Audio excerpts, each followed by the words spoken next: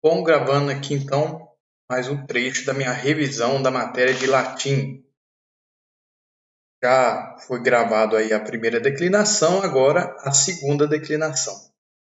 Eu havia dito que a primeira declinação é composta principalmente por nomes femininos e alguns poucos nomes masculinos, em geral, nome de lugar, nome de pessoa, etc., nome de rio. A segunda declinação ela é composta principalmente por nomes masculinos e neutros. Tem nessa declinação 4 grupos. Tem os nomes masculinos terminados em us, nomes masculinos terminados em er e os nomes masculinos terminados em ir. E os neutros terminados em Lembrando que os nomes em ir são raríssimos. O único que eu conheço é a palavra vir, que significa homem. Então, vamos aqui declinar com a palavra lupus. A segunda declinação, ela é esse izinho aqui na frente das palavras, significa que o genitivo singular é ir. Então, nominativo singular, lupus. Vocativo. No caso da segunda declinação, é aquela exceção que confirma a regra. O vocativo aqui não é igual ao nominativo.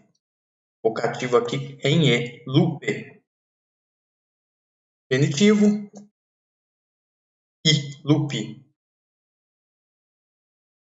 Dativo, lupo. Ablativo, lupo. E acusativo, lupum. Tradução. Vamos terminar aqui de declinar, depois a gente traduz. Então, plural. Lupi. Nominativo plural. Vocativo plural. Lupi. Aí veja que já volta a ser igual ao nominativo. Genitivo plural. Luporum. Dativo plural. Lupis. Ablativo plural. Lupis. Acusativo plural. Lupus. Como que fica a tradução? Nominativo é o caso do sujeito. Então, o lobo. Vocativo. Lembrando, em português, o vocativo sempre está entre vírgulas. Lobo. Genitivo é o caso do complemento de especificação. Então, é do lobo. Ou de lobo. Dativo é o objeto indireto. Então, é ao lobo. Ou para o lobo. Ablativo pode ser com o lobo. Pode ser pelo. E dependendo qual adjunto adverbial o ablativo estará traduzindo. E o acusativo é lobo, objeto direto. Plural também, muito simples, os lobos. Vocativo, os lobos, lembrando sempre separado do restante da frase por vírgula. Luporum é dos lobos ou de lobos, complemento de especificação. Objeto indireto, aos ou para os lobos. Com ou pelos lobos, no caso aqui, ablativo plural. O acusativo, os lobos, objeto direto. Então, muito simples. Nomes em er. Aqui são poucos nomes que se encontram nessa categoria. Eles têm uma peculiaridade. Aqui eu escolhi a palavra liber. Ele começa liber, vocativo é igual, liber, esses nomes masculinos terminados em er, da segunda declinação. Aqui, seria de se esperar que somente se acrescentasse o i, liberi. Mas a particularidade desse grupo de palavras é que o e desaparece, aí vira libri. Libro, ablativo, libro. Veja que as desinências, ou seja, a última letra, é igualzinho do outro grupo de uso, com exceção do nominativo e do vocativo. Librum. Plural. Libre. Libre. Librorum. Libris. Libris. Libros. Como fica a tradução? O livro, aqui é o sujeito. O livro, vocativo, então entre vírgulas. Do ou de livro, complemento de especificação. Ao livro, objeto indireto. Com ou pelo livro, é o adjunto adverbial. Aí, dependendo do adjunto, você vai escolher a palavra adequada para traduzir. E livro como objeto direto. Plural, mesma coisa. Os livros, jeito, os livros. Vocativo, dos livros. É a tradução de librorum. Aos ou para os livros, objeto indireto. Com ou pelos livros. Ablativo, que vai traduzir os adjuntos adverbiais. E os livros, objeto direto. Quem ainda tem dificuldade com esses conceitos, o que é nominativo, o que é sujeito, etc. e tal, eu tentei explicar na primeira aula que eu coloquei aí. E aqui os nomes neutros em um. Eu usei como exemplo a palavra bellum, que significa guerra. Qual que é a diferença entre os nomes neutros para os masculinos em termos de declinação? Ou seja, em termos de como que a palavra vai variar. As desinências são muito parecidas. A diferença está no nominativo, vocativo e acusativo. Sempre no neutro, nominativo, vocativo e acusativo são iguais. Sempre, sem exceção, em todas as declinações. O nominativo vai ser bellum.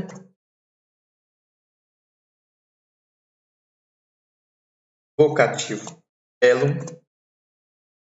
Acusativo, bellum. Plural. Plural do neutro é bella.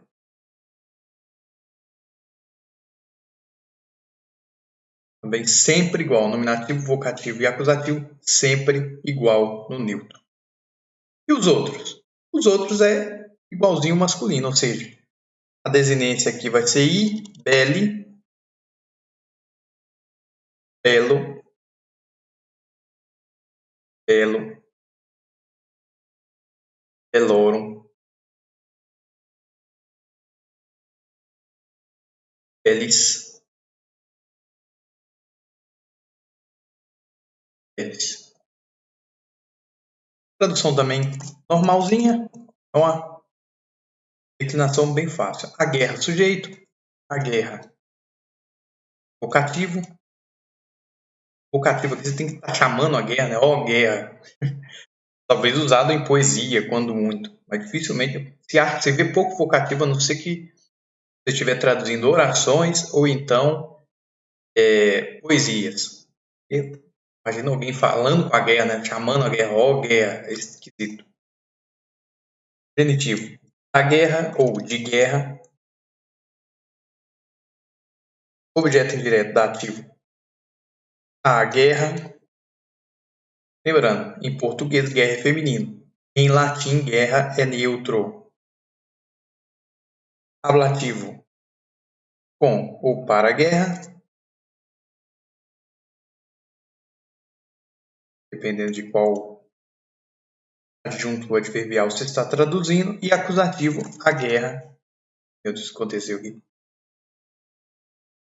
A guerra, objeto direto.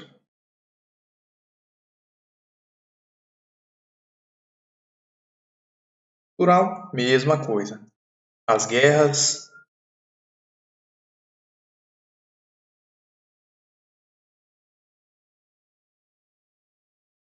Ou guerras, talvez, né? Vocativo, está chamando a guerra.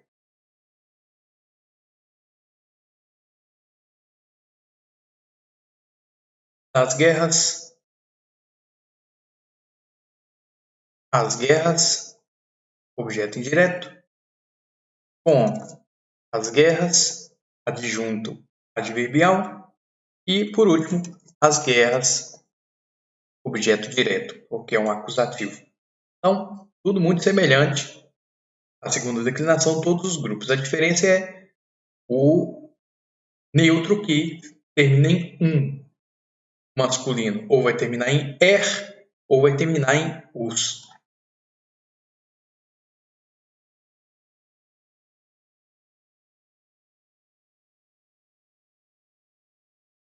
Então, aqui um esqueminha como é a segunda declinação. Então, nominativo ou em us ou em er, vocativo ou em é ou em er, e o resto tudo igualzinho. I, orum, is, os. E aqui o neutro.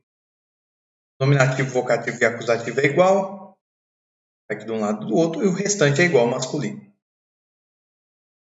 Como treinar isso? Pega essas palavras aqui que é a segunda declinação, por exemplo, servos. Vai lá. Servos, serve, serve, servo, servo, servum. Serve, serve, servorum, serve, serve, servos. Ou palavras aqui em er. Magister, que é mestre, professor. Magister, magistre, magistri, magistro, magistro, magistrum. Magistri, magistri, magistrorum, magistris, magistris, magistros.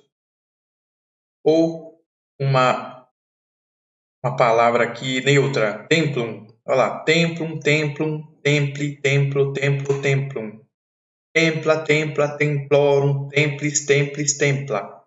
E assim por diante até decorar. Não tem muito jeito não, essas coisas têm que ser decoradas.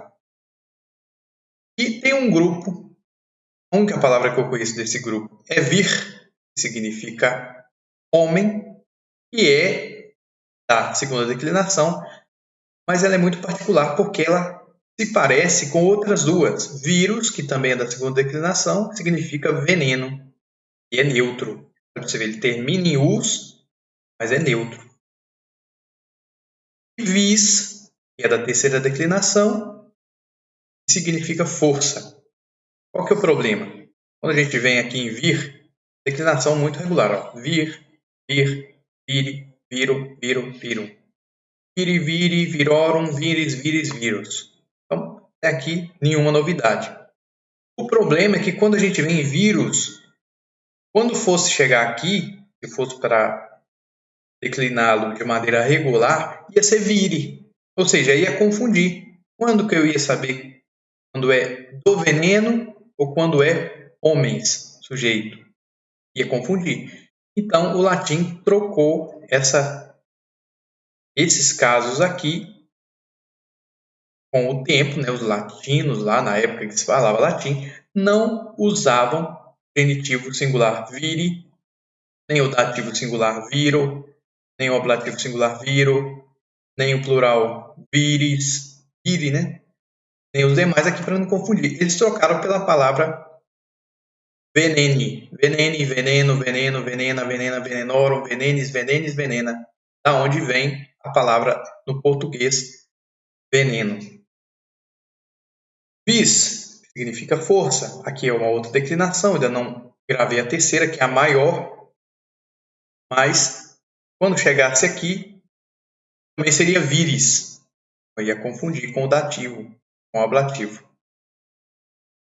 Então, esses dois casos aqui, o dativo singular e o genitivo singular, para falar de força, o latim passou a usar roboris, roboris, robori, para não confundir.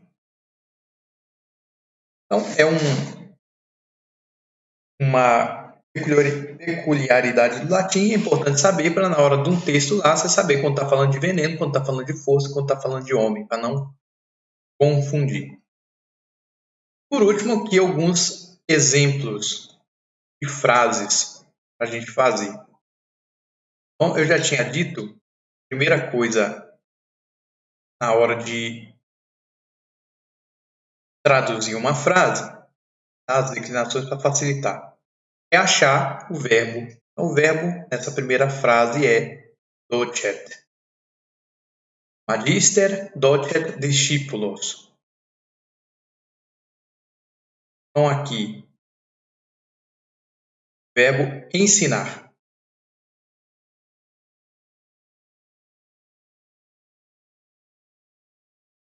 Discípulos, se a gente for olhar aqui, a única palavra que ele pode ser é acusativo singular, o único que termina com os. Então, já achamos aqui o objeto direto. Acusativo singular, não, perdão. Acusativo plural, objeto direto. Docet é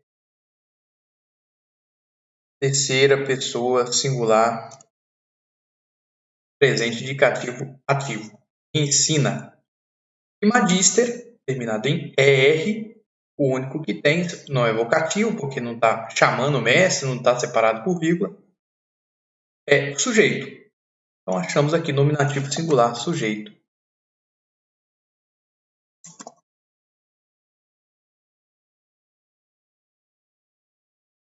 Então, como fica a tradução? Primeiro coloco o sujeito, o mestre, depois o verbo ensinar na terceira pessoa do singular, ensina. E o que ele ensina? Os discípulos. Frase muito simples, só para ilustrar como se usa os casos da segunda declinação. Outra frase. O verbo Christus agnus Dei est. O verbo é est. O verbo ser.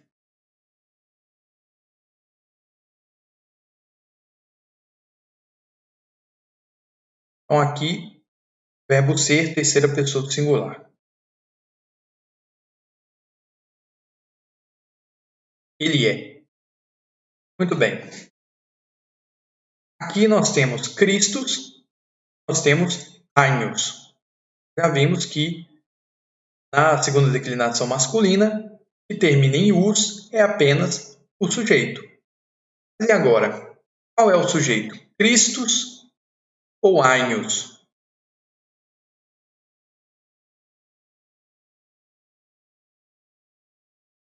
Já foi dito que esse verbo esta aqui é um verbo de ligação, ou seja, o sujeito ele vai ser ligado a uma característica que não é diferente dele mesmo.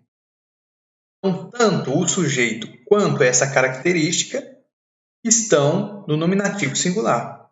Então, Christus ou é sujeito ou é essa característica, e agnus ou é o sujeito ou é essa característica. Em gramática, a gente chama essa característica que é ligado pelo verbo ser de predicativo do sujeito. Então, ou é Cristo é o Cordeiro, ou é o Cordeiro é Cristo. Em geral, quando há essa possível ambiguidade, o que vem primeiro é o sujeito. Então, nominativo singular, sujeito. Quando não é pela posição, é pelo próprio contexto. O que é a característica, o que é a pessoa que a gente vai discernir qual é o sujeito, qual que é o predicativo do sujeito. Então, agnus, predicativo nominativo singular, predicativo do sujeito. Dei. termina com I, de Deus, a segunda declinação. Pode ser nominativo plural, pode ser vocativo plural, pode ser genitivo plural. Vamos ver essas possibilidades. Sujeito. Já achamos o sujeito, então não é deuses. Vocativo. Ó deuses. Não é também. Então só pode ser genitivo singular. O singular está especificando o aios, ou seja, é o aios e o Cordeiro de Deus. Então a tradução é Cristo, é o sujeito, verbo ser, terceira pessoa do singular, predicativo do sujeito, o Cordeiro, genitivo singular, qual Cordeiro? De Deus. Então, essa é a tradução. Cristo é o Cordeiro de Deus.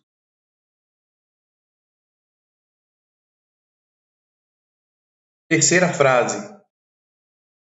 Primeira coisa é achar o verbo.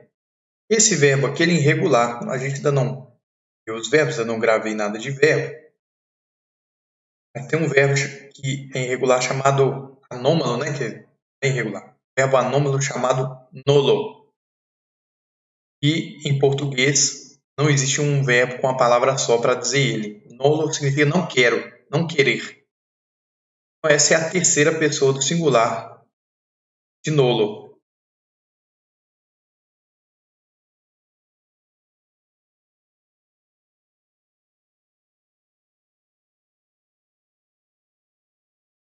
Que é non vult.